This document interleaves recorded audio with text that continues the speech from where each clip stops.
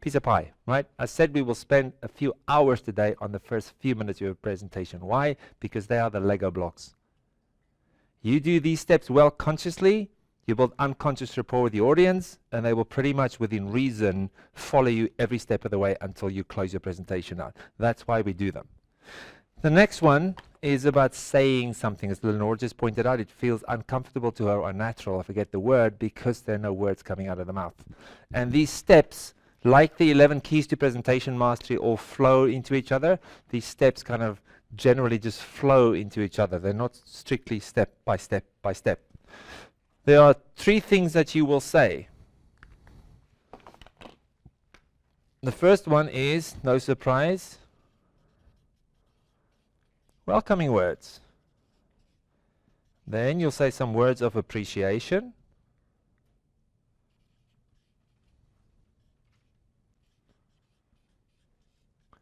And then you will bring elephants. I spoke about elephants earlier.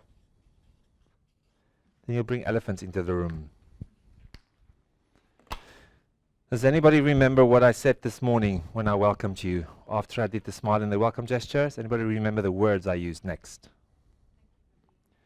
I appreciate you for being here. Just before we got to the appreciation part, and I made a special mention of, I did a little bit of a process to figure out how many of you traveled, how far you traveled. I appreciated the travel time. Before I did the appreciation, the welcoming words was, welcome to. This is the 5th one in Australia, the 4th one in the Gold Coast, having just done 1 in Sydney, and I've done 4 in, or however many, 3 in Cape Town, whatever I said. So remember that? All welcoming words that was appropriate to the setting, appropriate to the audience, and appropriate to the topic that we are all here to share. Then I went to words of appreciation, which was appreciate you for being here, appreciate you for having traveled, because some of you made extensive, did extensive traveling, bless you, Shirley. And then after the appreciation, if you just had to guess, if you haven't yet read that part in the manual, which elephants in the room did I bring out into the open? Some of you were nervous. Okay, some of you were nervous. So me mentioning that some of you were nervous, and did I not? I stood here, I remember exactly where I stood, and I said, it makes sense that you're nervous. Because some of you are here to face your biggest fears. Remember that? That was planned. That didn't just come out of the mouth. I spent time preparing for this, because when you get the Lego blocks done in the beginning, the rest of the stuff can flow. You can wing this stuff at your own peril. Go wing it. Tell me how it works. I wing it sometimes. Usually it doesn't work. And then I can be really upset with myself afterwards, or I can just prepare better next time. When you give these things conscious consideration, they tend to work better. So that was the one elephant in the room. A little bit later on, I brought another elephant into the room. Anybody remember what that was? What about the time, Shirley? Okay, so be on time. So that was just a right, that wasn't even an elephant. That was just like be on time. But there was something else about the time. All right, good. And there was something else about other than being on time. What else did I ask you about the time? Yes. Going. Correct. And what else was there that didn't refer to being on time? It was about time. It was about time. Yes. That was one of them. And then, did I not? I gave you the timing, and then, did I not say some of you, or how many of you are concerned about the long days? Because some of you have read that, some of you emailed about it, like, are you kidding me? Are you really serious? I went, I'm dead serious. I've never been more serious. And some of you might have taken a double take. Like 12 hours? Are you serious? Like, yeah. So for some of you, that's a concern, especially if you're an introvert. If you're an introvert, spending 12 hours with strangers learning new stuff is a nightmare, unless it's done well. And I know that because a good friend, Liesel, who's done the course and is also one of the trainers, told me that. She almost didn't come because of that. So I need to address the elephant in the room. What happens when you don't address the elephant in the room? Festers, right? So you bring the elephants into the room as soon as possible and in that sequence. Let's take a look at what the manual says. Page 42. Is that why you didn't tell us how long we were going to be here, or did I I did tell you in the letter. Yeah. Yeah. So that's fascinating. It says day 1, 99, day 2, 99 with a bonus session, day 3, 95 with a bonus session. Yeah.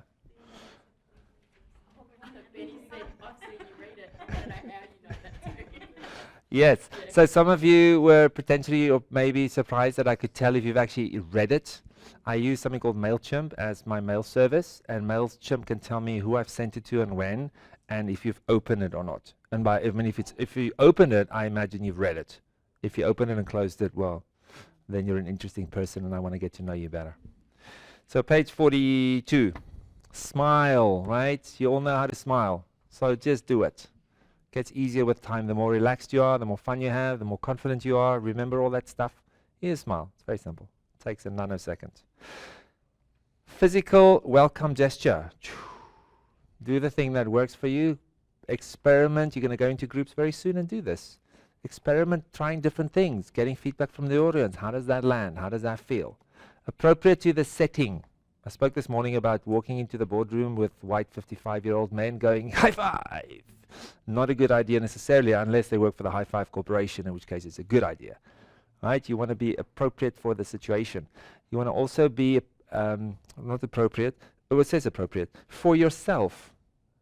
Like authentic to you. If this thing isn't authentic, then don't do it. Do something that's authentic. And by the way, you can also do a much smaller gesture. You don't have to go the whole 9 yards. You can just go, welcome everybody, which you can do when you have a meeting and you're sitting down. You can even just flip your palms over on the table. Welcome everybody, welcome to our meeting today. It's our second meeting for the year, you know, whatever the story is. Simple gesture. And what else does it say? Appropriate to the setting, appropriate to the audience, and authentic to you. Practice, practice. So there's some examples that you can use. And then on the next page, page 44 actually, some welcoming words.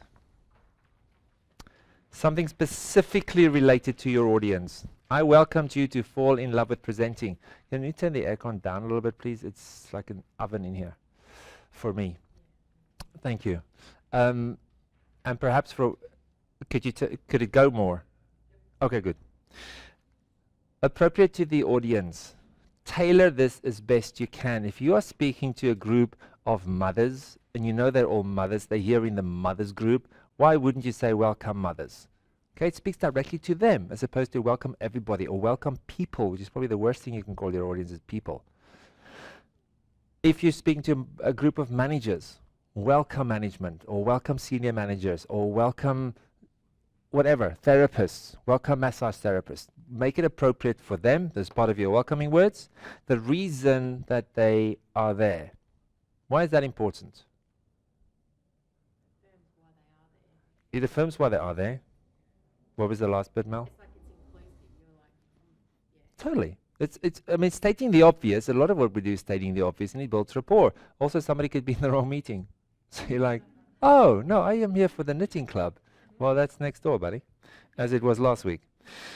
And then the title of your talk, or your workshop, or your event, whatever that might be. So there's some examples. Hello, everyone. Welcome to the title of my talk.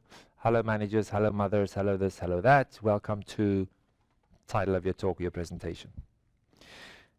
Now, in the next column, appreciation and elephants. We spoke about appreciation already. Find something to appreciate your audience for. When I spoke to the teachers, that's why appreciation and elephants are in the same column, because sometimes they mix.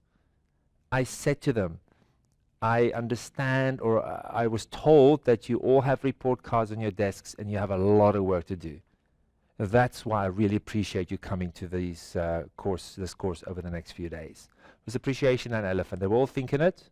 I had the courage to say it, which diffused a lot of the resistance to being there, and appreciated them at the same time for doing that. So include a genuine, sincere, and heartfelt welcome to them. You cannot fake this, right? People will smell it, right? We all have a BS detector. People will smell it if it's fake. So you need to find something that you genuinely appreciate them for. And it might be as simple as you really appreciate them for being there because you get to do what you love. I will sometimes just say to the audience, I really appreciate you being here. It's not as much fun without you. Because when I present to myself, it's kind of, it's boring. So there's no engagement. Whatever the real thing is that you appreciate them for, they've traveled, they've taken time out, they've spent money, whatever the thing is that you can really genuinely and sincerely appreciate them for. And what's that, Karen? Oh, I thought you said something. I heard a whisper. Am I hearing voices? Oh, that's true. Thank you, Bronwyn. I agree. So you appreciate them for being there, for being flexible, for taking time out, for whatever you can appreciate them for. Any specific inconvenience. So I appreciate that we moved the room at short notice, or we moved the room at short notice. I really appreciate you working with us to make this the most interesting event we possibly can. Or, I mean, I changed the venue in Auckland last year when I did my last Matrix 3 printing course there. I changed it the day before the course because more people signed up and the venue was too small. Somebody had already booked their accommodation at the first place when I moved it to the second place. She was really annoyed. That was my responsibility. It's like I really appreciate all of you, except you, accepting this change at short notice. You know, they were inconvenienced by my decision. And then the bit that it says at the bottom to avoid any passing the buck. Here's what I could have said at that course.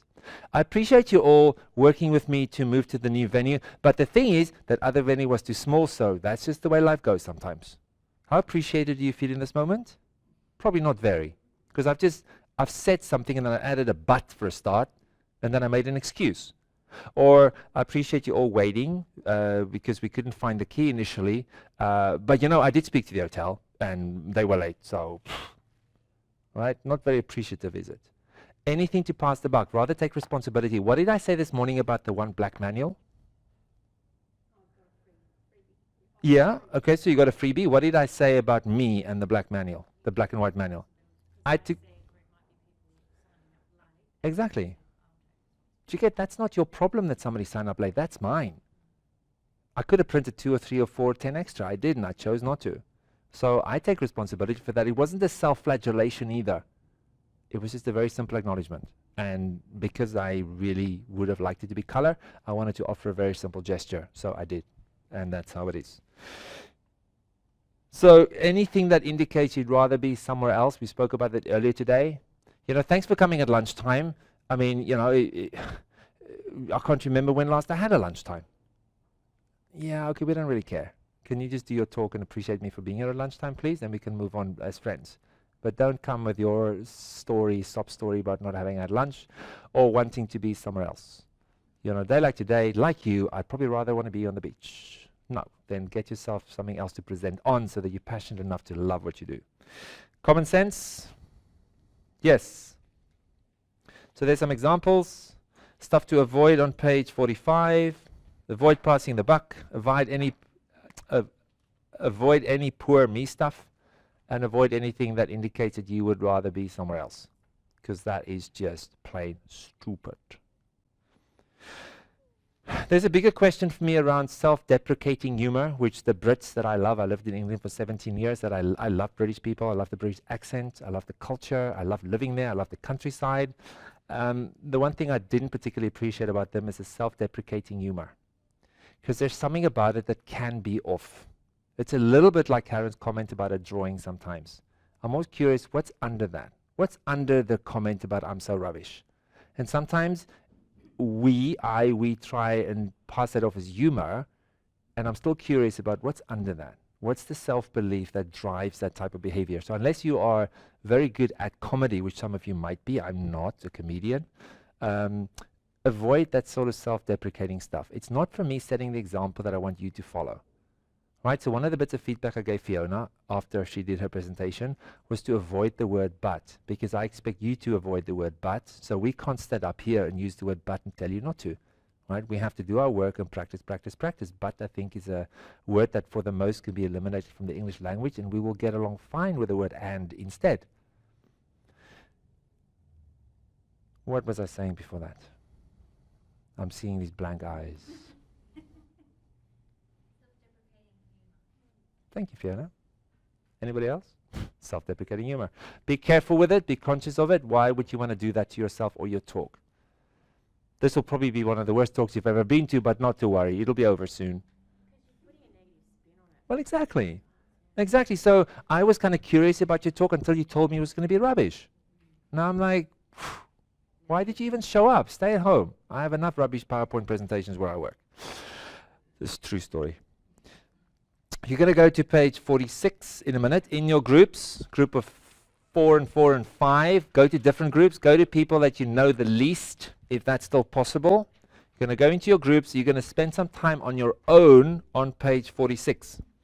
And you are going to come up with some welcoming words, appreciation, and elephants. Here's the guideline. Avoid pretending that this is for your mother's group or your yoga group. This is for the Fall in Love with Presenting attendees on Friday after the break on day 1 of Fall in Love with Presenting. Does that make sense? Make it real here. Because if you imagine there is someone else, or you want them to pretend they're the accountants group that you belong to, it won't work. This stuff's got to be real. I said before, your appreciation's got to be real. So think about what elephants are in the room. Let's have a few out loud. What is the elephant in the room with this group of 13 of you right now? Tired, right? I can see that in some of your eyes. You're tired. What else? Hey? Exactly. Some of you still feel anxious. That's an elephant. It's eating your energy. So acknowledge it with people like, oh, it's okay that I'm anxious. Good. So you've got the idea about elephants. So go to your groups, do page 46, and then you go one by one. And you offer your group your welcoming words, appreciation, and elephants. Go.